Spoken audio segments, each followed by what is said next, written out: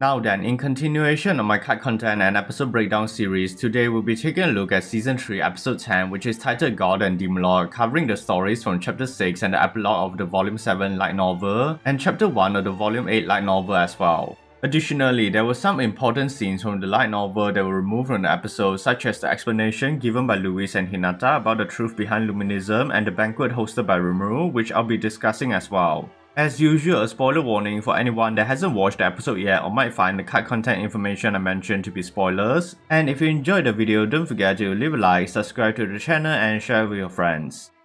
To start, the episode continues directly after the ending of episode 9, and the Celestial Sages condemning the actions of Hinata along the objections by the Holy Knights who are trying to defend her were taken word for word from the light novel, even the part where Leonard was stabbed by God, and him later revealing that he was a disguised member of the Celestial Sages would play out the same way as well. Also, this wasn't mentioned in the anime, but Rimuru was annoyed the situation was getting more chaotic because he was focusing on saving Hinata since he promised Shizu to help her, and that keeping Hinata alive was essentially making peace with the Western Holy Church. That's why Rimuru stated in the light novel that he was using his own body to regulate Hinata's magic levels, although her body constitution was making it difficult because she was constantly rejecting his magic cues. It will also be around this time that he receives a telepathic message from Diablo reporting about his discovery on the true culprits behind Rahim's death, so Rimuru gave him free reign to destroy the 3 Celestial Sages currently in Falmuth as seen in the anime. Having learned about this, Rimuru will order Benimaru, Soe and Shion to capture the 3 Celestial Sages, although in the light novel, he stated how he doesn't plan on showing them any mercy and doesn't even mind if they are killed because of the trouble they have caused Tempter so far.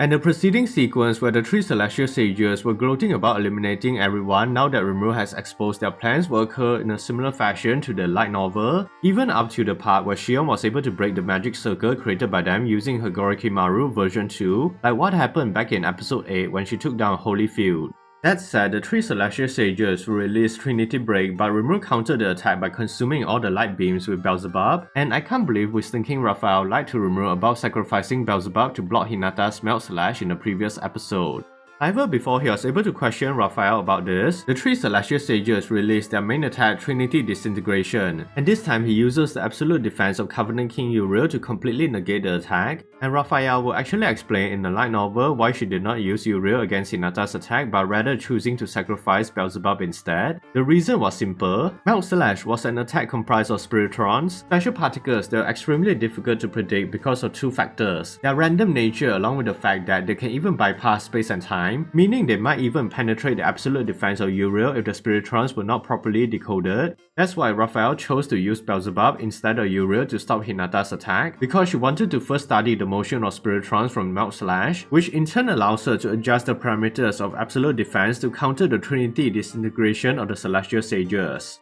Nonetheless, the 3 Celestial Sages started to panic when they realized their strongest attack has failed and Rimuru's forces were about to corner them in the anime, so they decided to retreat, which all happened according to the light novel, but they were interrupted by the arrival of the goddess Luminus, and she really does know how to make an entrance.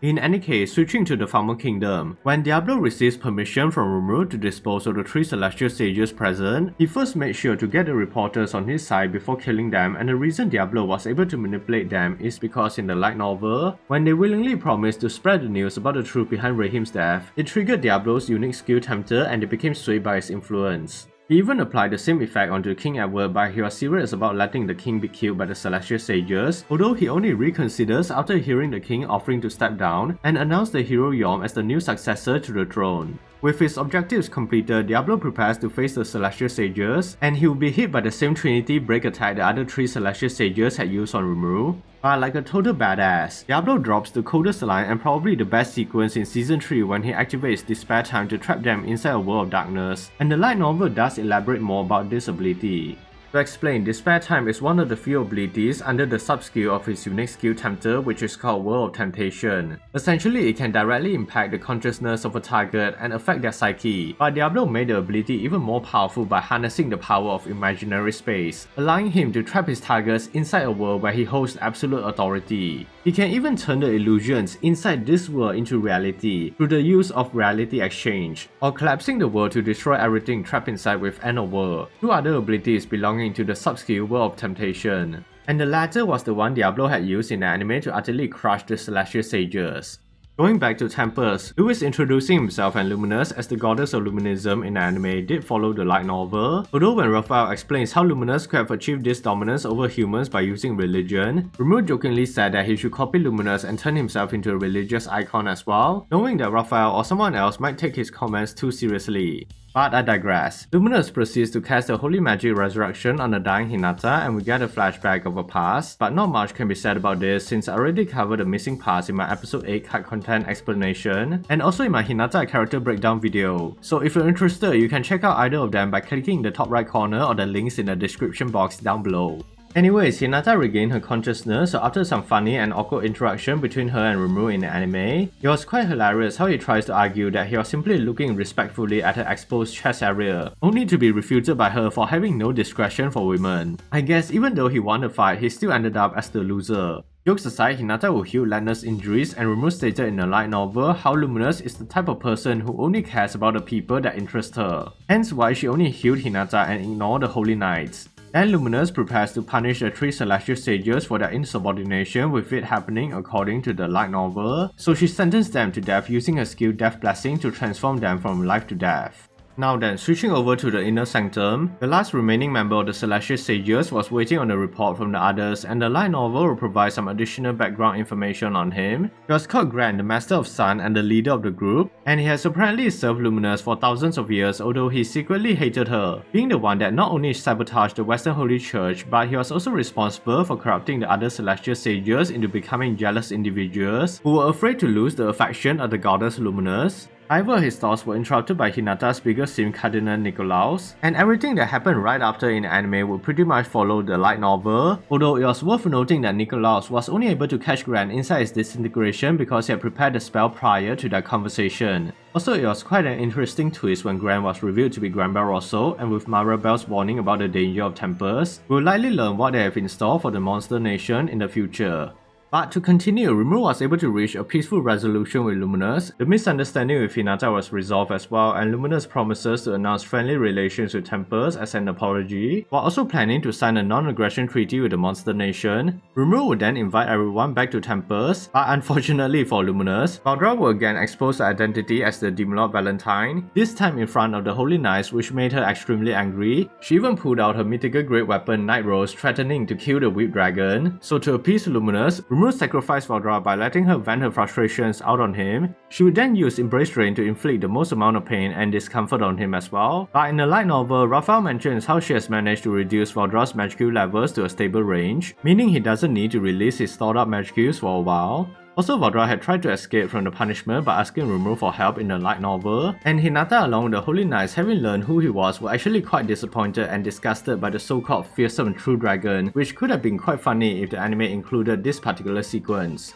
And that wasn't all. The anime actually removed an entire conversation involving Louis and Hinata, clarifying the connection between the Pope, Demon Lord Valentine, and the Goddess Luminus to everyone present. And to summarize what they talked about, basically Louis revealed how he was the one that came up with this entire arrangement behind Luminism, and Hinata only went along with the plans because Luminus not only shares the same ideas as her, but under a blessing, Lubelius along with his people were able to have peaceful lives. That's why Hinata doesn't want the Holy Knights to speak ill of Luminus, although they all seem to support and agree with Hinata regardless of the reason behind her choices. Furthermore, Louis would forbid any of the Holy Knights to expose this secret to the public, and that Hinata will eliminate them if the truth ever comes out.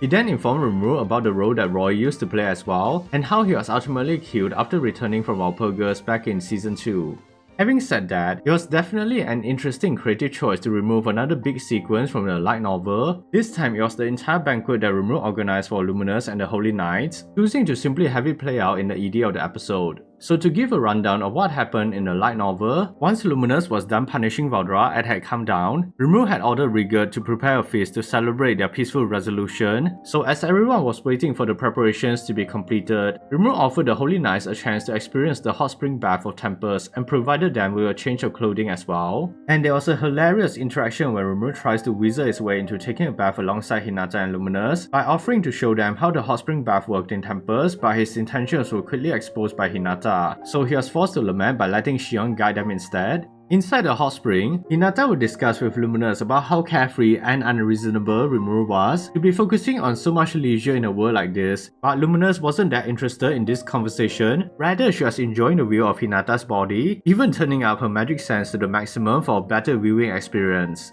Later, the Holy Knights were escorted to the banquet hall, and they were served tempura meals that were recreated from Rimuru's memories thanks to Shuna's culinary skills. And despite being a landlocked country and the transportation system in the Tensura World being quite primitive, Rimuru was able to serve fresh seafood by using spatial movement to transport the ingredients directly from the source. And the light novel provided a reason why Rimuru was so focused on importing valuable ingredients, because food is the essence of culture, and he believed that it was important to develop it in order to improve the cultural identity of temples. With that said, before the meal started, Hinata apologizes to Rimuru for her own actions and the behavior of her subordinates, although he quickly forgave her because she was distracted by Hinata's assets, but he does hope the Holy Knights will be able to have a less prejudiced view towards intelligent monsters. And even though Hinata was slightly worried about this proposition, since there are still dangerous monsters who genuinely want to harm humans, but she promises to remove the rule that allows people to deem monsters as evil and execute them without due process. However, when Hinata, along with the Holy Knights, apologized once more to the subordinates of Rimuru, Shion was apparently hesitant to forgive them due to a past experience with the Falmuth soldiers, although Rimuru was able to convince her to change her perspective on the issue because, like monsters, they are good and bad humans as well, and she shouldn't generalize humanity.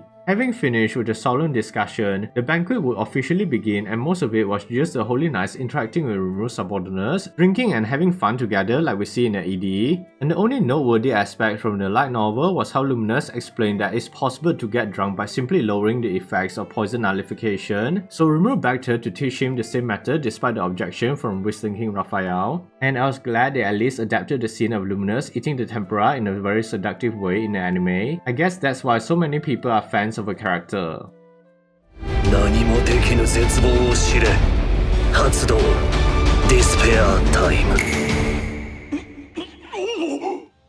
But yeah, that's everything on episode 10, and this definitely had the most cut content as compared to the previous ones, which was quite disappointing because it would have been nice to see the sequence leading up to the banquet, the resolving of grievances between characters and how they interacted with each other instead of a simple cameo in the ED. However, I was the most impressed at the scene with Diablo, and it's easily one of the top 10 moments for the Tensura series. So what about you guys? What are some of your favorite moments on the episode, and did you know about the remove sequences I mentioned in the video? Feel free to share your opinions and comments down below. Also, if you enjoyed this cut content video, remember to leave a like. Don't forget to subscribe to the channel and hit that notification button for more cut content videos as well. Thanks for watching, and as always, stay safe everyone.